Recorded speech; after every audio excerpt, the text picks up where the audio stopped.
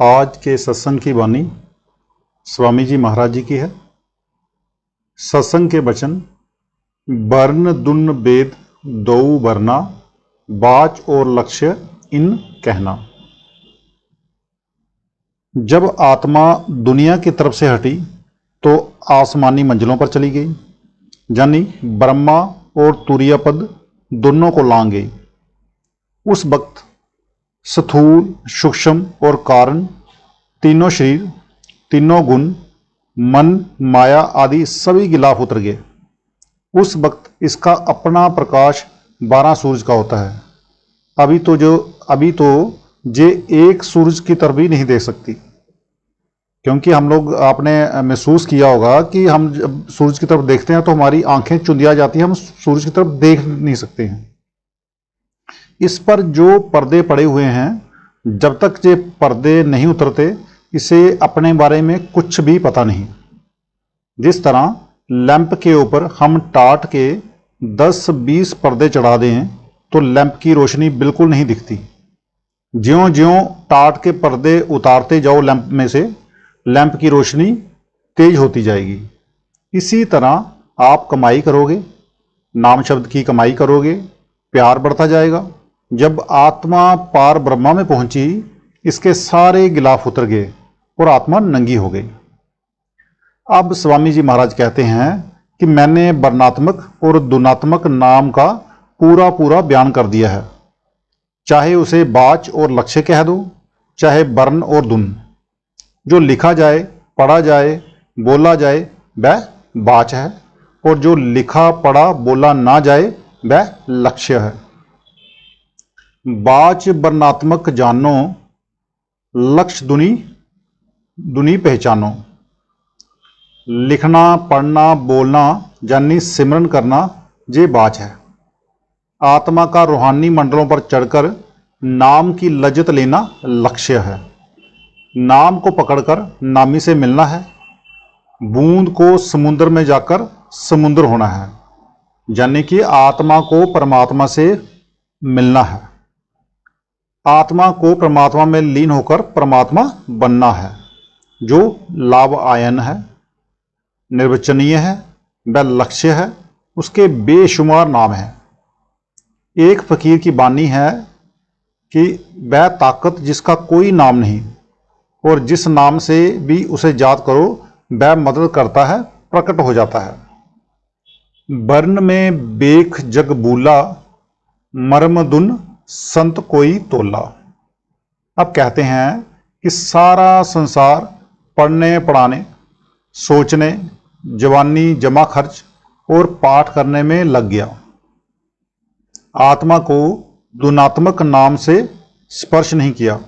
आप देख लो, कोई विष्णु सहस्र नाम का जाप करता है, कोई संध्या, कोई गायत्री मंत्र का जाप करता है। रावण चारों वेदों का पढ़ा हुआ ही नहीं था, बल्कि भाष्यकर्ता पंडित भी था। उसके वेद भाष्य के मुकाबले और कोई वेद भाष्य नहीं, मगर नतीजा क्या निकला ये तो आपने देख ही लिया है। इतनी विद्या पढ़कर भी उसने सीता का हरण किया। वही रावण जिसका पुतला बनाकर आप हर साल जलाते हो। इसलिए चाहे करोड़ों ग्रंथ पढ़ लो, आत्मा अंदर नहीं जा सकती और ना ही जाती है। दुनिया समझती है कि पढ़ने से मुक्ति हो जाएगी। कहते हैं कि सारा संसार पढ़ने में ही रह गया, अंदर कोई महात्मा ही गया। वर्ण जप जप पचे बेखी, मिले कुछ फल नहीं नेकी। सभी कौमें वेद शास्त्र और अपनी अपनी मजहबी किताबों का पाठ करती रहीं। मैं उन्हें बुरा नहीं कहता, ना करने से तो ये अच्छा और श्रेष्ठ कर्म है, मगर मुक्ति नहीं होती। जो नाम मुक्ति देता है वह आप और हम सबके अंदर है। वेद दुन का नहीं पाया, नाम फल हाथ नहीं आया। कहते हैं बड़ी तादाद में लोग जवानी नाम जपते हैं। बेशक कुछ ना करने से तो ये अच्छा है, मगर इससे आत्मा रूहानी मंडलों यानी मकामे हक, जहाँ सचखंड में नहीं जा सकती। वर्णात्मक 9 दरवाजों तक है, जे 10वीं गली में नहीं ले जा सकता। आगे दुनात्मक नाम है, उसकी कशिश ही खींचेगी। नाम जपना कुछ न करने से तो अच्छा है, मगर पूरी कामयाबी नहीं हो सकती। जब तक आत्मा उस बांग को नहीं सुनती, पूरा फायदा नहीं होता। जब तक आत्मा आला मकाम पर नहीं पहुंचेगी, तब तक मन इंद्रियों की गुलामी से आजाद नहीं होती। ना ही गुरु मिला, ना दुन का वेद मिला, फिर पूरा फायदा किस तरह हो। जपें नित सहस और लाखा, खुले नहीं नेक उन आंखा। आप कहते हैं कि कोई 100 बार माला फेरता है, कोई लाख बार लिख लिख कर आटे में गूंथ कर मछलियों को देता है। ना अंदर गया, ना पर्दा खोला, ना रोशनी हुई, और आखिर में बना कुछ भी नहीं।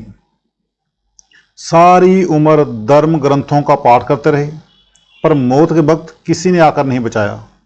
क्या कहते हैं एक महात्मा, राम राम जपदियां मेरी जीबा घस गई, अंदर राम ना लभ्यो एक ही दाड़ पई।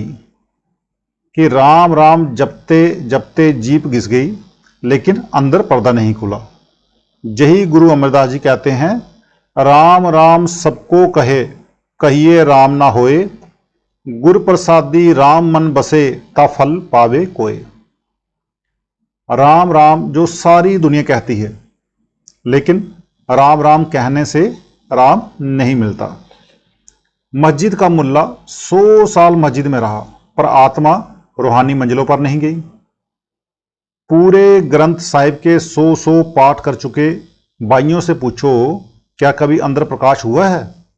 क्या कभी आपकी आत्मा ऊपर चढ़ी है?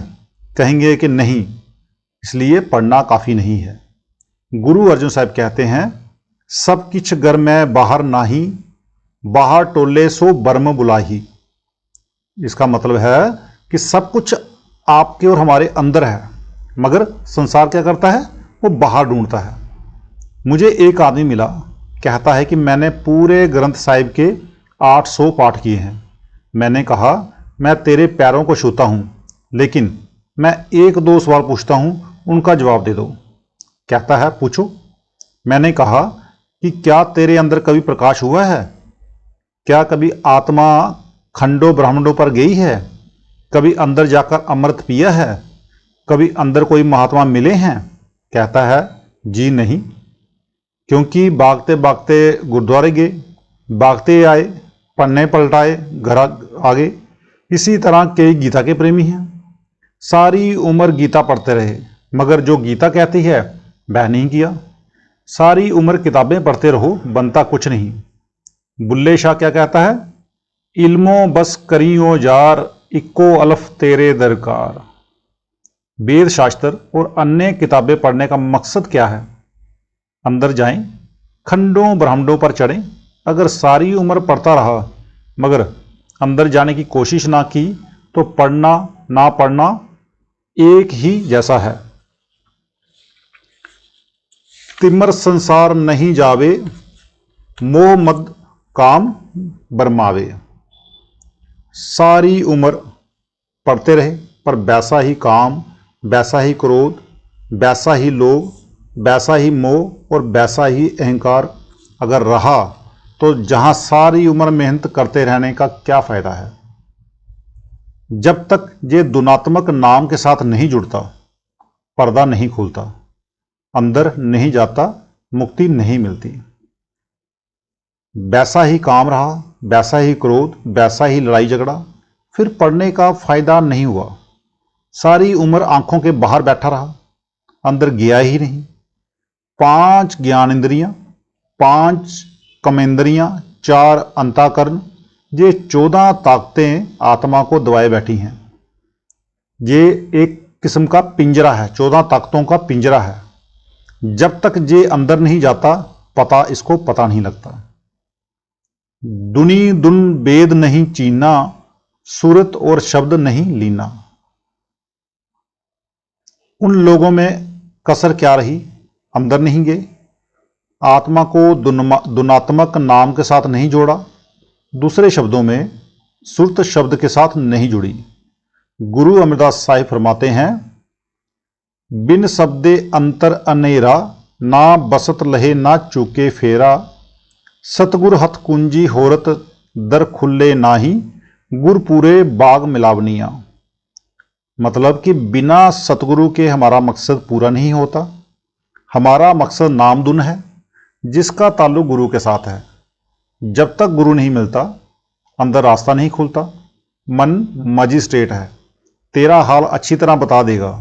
मन पापों ऐबों से वाकिफ है, खुद कह देगा कि तेरे अंदर ये ऐब है। इसकी आत्मा मालिक के साथ नहीं जुड़ी, बाहर ही बाहर उम्र गुजार दी, जन्म मरण खत्म नहीं हुआ। जोगियों ने गुरु नानक साहब से पूछा कि संसार समुद्र से तरने की कौन सी राह है? तो गुरु नानक साहब ने जवाब दिया, जैसे जल में कमल निरालम, मुर्गाई ने साने, सुरत शब्द बब सागर तरिए, नानक नाम बखाने। जिस तरह कमल का फूल जल में होते हुए भी सूखा है, जहाँ मुर्गा भी, जिसको हम जल कुक्कड़ बोलते हैं, जल में रहती है, जल में ही खाती पीती है, मगर जब उड़ती है तो सूखे परों के साथ। इसी तरह संसार में निर्लेप रहकर सूरत को शब्द के साथ जोड़ दो। गुरु अर्जन साहब कहते हैं, नानक सतगुर बेटिए पूरी होवे जुगत, हंसदियाँ खेलदियाँ पैंदियाँ खामदियाँ बिच्चे होवे मुक्त। अगर पूरा सतगुरु मिल जाए तो जे दुनिया में रहते हुए काम काज करते हुए हंसते खेलते पार हो जाता है। तो आज का सत्संग इतना ही, मिलते हैं कल के सत्संग में।